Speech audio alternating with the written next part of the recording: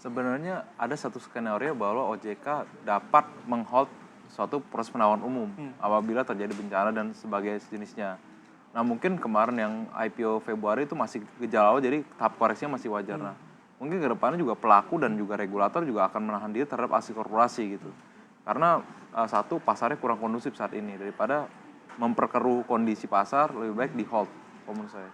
Right issue yang sebelumnya juga mungkin banyak sudah direncanakan oleh emiten-emiten yang ada, akankah juga menjadi tertunda kalau kita berbicara mengenai corporate action berupa rights issue? Ya, kalau right issue sih lebih kepada ini kan penerbitan saham baru ya terkait permodalan. Ini lebih kepada internal dari perusahaannya.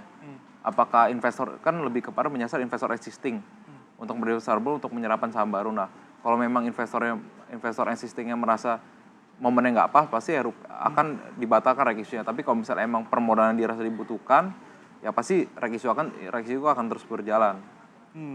Sebenarnya seperti apa sih Anda sebagai investment banking dari Pandemi Sekuritas, penggalangan dana di pasar modal ini trennya akan jadi apa? Karena tone-nya semakin bearish dan semakin skeptical saja. Nih banyak yang malah jual, bagaimana saya bisa menggalang dana melalui capital market? Nah, mungkin concern utama dari penggalangan dana adalah sekarang valuasi. Iya. Valuasinya pasti at diskon semua. Nah, itulah kenapa saya memprediksi mungkin akan cenderung lesu trennya di tahun ini sampai market bearish-nya udah selesai. Dan pasti saya prediksi nggak akan sebanyak tahun kemarin. Karena pasti on hold semua proyeknya. Kita skip saja ini ekspektasi mengenai aksi penerbitan obligasi juga untuk tahun-tahun seperti ini untuk penggalangan dana melalui obligasi, bagaimana dengan Nah, kalau obligasi ini saya khawatir ya, karena sentimen pasar lagi nggak bagus, utamanya kan investor-investor besar, institusi, baik lokal maupun asing. Aku rasa sih mungkin juga penggalangan terhadap obligasi juga sepi peminat ya. Aku lihatnya seperti itu.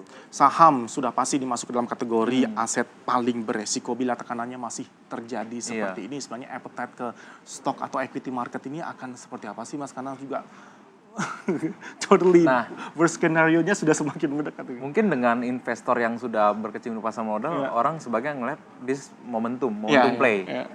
Mereka pola pikirnya pasti semua sama, fishing at the bottom. Nah, cuman sekarang adalah where's the bottom gitu, titik bottomnya di mana gitu. Nah, itu yang jadi pertanyaan pasar. Kadang ada yang trader yang ngerasa kalau traders yang standby lihat monitor, dia akan melihat pola berkahan indeks. Karena kan setiap hari ada swing. Jarang-jarang blue chip ada swing seperti ini karena itu saya rasa tiap-tiap investor punya appetite-nya dan tiap-tiap trader punya appetite-nya gitu loh. Makanya itu terjadi kenapa bursa kita masih terjadi transaksi. Baik, Mas